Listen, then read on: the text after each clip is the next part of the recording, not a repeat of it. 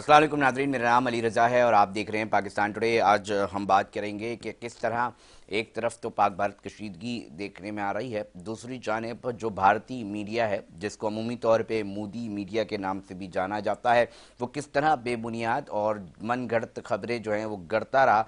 और सिर्फ यही नहीं बल्कि पूरा भारत जो है वो खुद अब सवाल उठाने पर मजबूर हो गया है कि आखिर इतनी अहम मीडिया चैनल्स की जानिब से ऐसी बेबुनियाद खबरें कि जिसको सुनकर देखकर इंसान दंग रह जाए। और ऐसा महसूस हो रहा था कि शायद कोई ना पूछने वाला है और शायद ना कोई एक सिलसिला होता है कि जनाब हमारी क्रेडिबिलिटी जो है उसको भी जो है वो दाव पे लग सकती है। ऐसा लग रहा था कि जनाब ये तो हमारा रूटीन का काम है, हम तो करते ही इस तरह है। और कभी ये खबर बताई जा रही थी बड़ी आवाज़ें ऊंची करके कि जनाब हमने कराची का पोर्ट जो है वो उड़ा दिया है, कभी मुल्तान के अंदर समंदर जो है वो दरियाफ्त कर लिया गया था और बताया जा रहा था कि जी नेवी पहुँच गई है भारतीय। इस तरह मुख्तलिफ मकामात पर ऐसे हमले गिनवाए गए और ऐसी ऐसी चीज़ें बोली गई कि सुनने वाले यकीनी तौर पे दंग रह गए। और उस वक्त जब ये लोग सुन रहे थे जो बिलखुसूस कराची, बलूचिस्तान या दीगर इलाकों में बैठे थे, तो सिवाय हंसने के, मुस्कुराने के कुछ और नहीं कर पा रहे थे। पूरा कॉमेडी शो रात भर चलता रहा, इसके ऊपर भी बात करेंगे और साथ साथ इसके इम्पैक्ट किसी भी मुल्क में किस तरह पहुंचता है और जंगी सूरत हाल के अंदर इसके ऊपर जो है वो क्या रायमा बनती है। मेरे साथ टेलीफोन लाइन पे मौजूद है रिटायर्ड कर्नल डॉक्टर आतिफ साहब। बहुत शुक्रिया सर टाइम देने के लिए। मैं सिर्फ ये जानना चाहूँगा, इस वक्त जो मोमेंटम है उससे तमाम लोग आगाह भी हैं, क्या सिचुएशन अब तक बन चुकी है, मगर इसमें जो ये भारतीय मीडिया, मोदी मीडिया का जो किरदार आपने देखा और जो मनगढ़ंत खबरें चलाई, इस सिचुएशन के अंदर जहाँ जंगी सिचुएशन बनी हुई हो वहाँ इस तरह का रिएक्ट करना और इस तरह की खबरें देना किस तरह का इम्पैक्ट डाल सकती है? जी, बहुत शुक्रिया अली रज़ा, आपने आज मुझे इनवाइट किया। और जैसा कि हम सब लोग जानते हैं, मीडिया एक सोर्स ऑफ इंफॉर्मेशन है और आजकल के दौर में ये पॉसिबल नहीं है कि आप एक खबर जो ब्रेकिंग न्यूज के तौर पे चला रहे हैं वो कंफर्म ना की जा सके या उस पे मनोअन यकीन कर लिया जाए या आंखें बंद करके एतबार कर लिया जाए।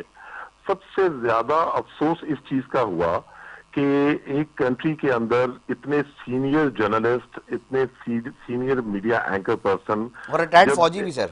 और रिटायर्ड आर्मी के पर लोग वहां बैठकर जब आप ये क्लेम कर रहे हैं, जब ये बात कर रहे हैं, तो आप ये सोचें कि ये चीजें किसी न किसी स्टेज पे कंफर्म होंगी। आप कह रहे हैं कि कराची तबाह कर दिया गया, मुल्तान तबाह कर दिया गया, तो ये चीजें वेरीफाई भी होंगी और फिर आपको कितनी खिफत और शर्मिंदगी उठानी पड़ी। अगले ही दिन, आज के दिन, आपका मीडिया जो है वो एक्सक्यूजेस पेश कर रहा है, वो अपने नाजरीन से माफिया मांग रहा है और वो कह रहा है कि हम आपको गलत खबरें देते रहे हैं।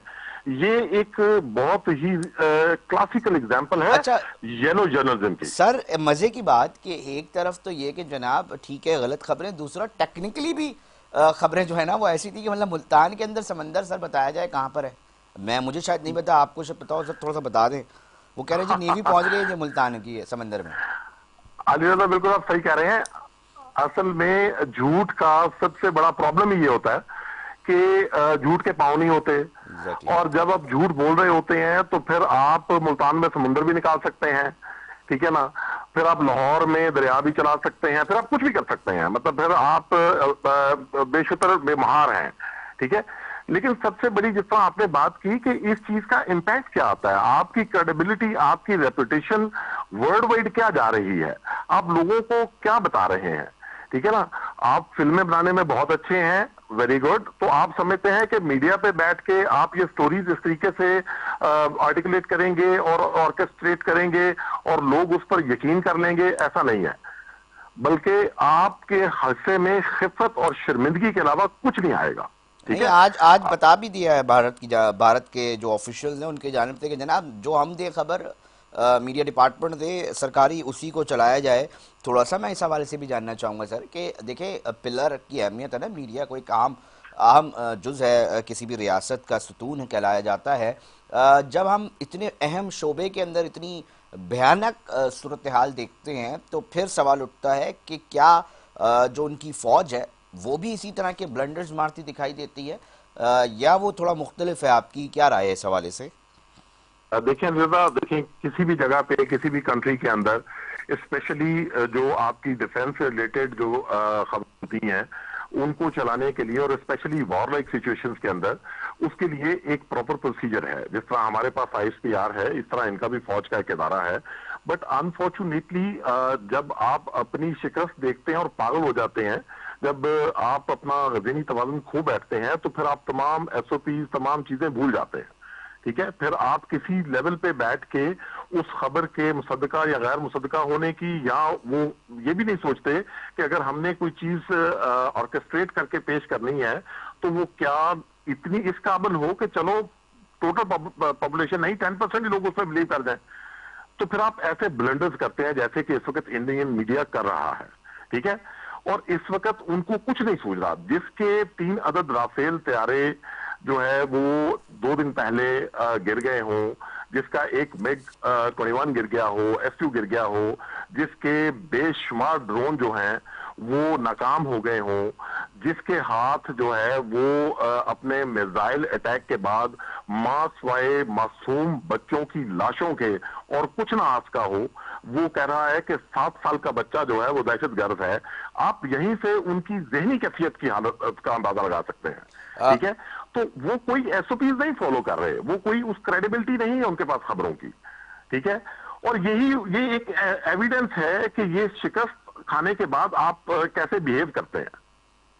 करण साहब, मैं थोड़ा सा इस हवाले से भी जानना चाहूँगा। यकीनी तौर पे मैं तो ये बात लिख भी रहा हूँ सोशल मीडिया पे कि अब तक सिर्फ दिफा हो रहा है, अभी तक अटैक नहीं किया गया। साथ साथ इस हवाले से भी मैं चाहूँगा कि हमें आगाह किया जाए, क्योंकि इस वक्त जो सिचुएशन बनी है, जिस तरह जारियत का मुजाहरा भारतीय अफवाज की जानिब से जो है वो किया गया है, इस हवाले से क्या आलमी दुनिया के लिए अक़वाम मुत्तहिदा और इंटरनेशनल क्रिमिनल कोर्ट के हवाले से चीज़ें हमारे पास इस तरह की शवाहिद हैं, मिल चुके हैं कि हम उनको इस सतह तक ले जा सकते हैं?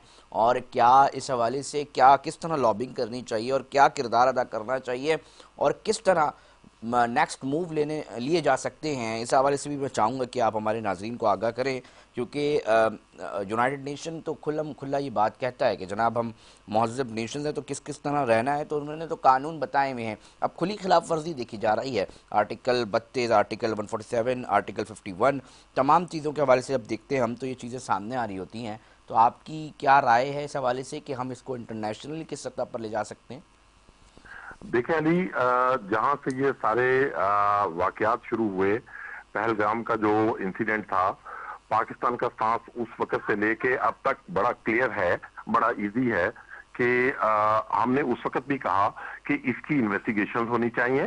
ठीक है, और हमने उस वक्त से लेके आज तक हमारा स्टांस ये है कि आप इसकी किसी भी फोरम, किसी भी थर्ड कंट्री से इन्वेस्टिगेशन करवाएं, हम उसके अंदर मुकम्मल ताउन करने के लिए तैयार हैं।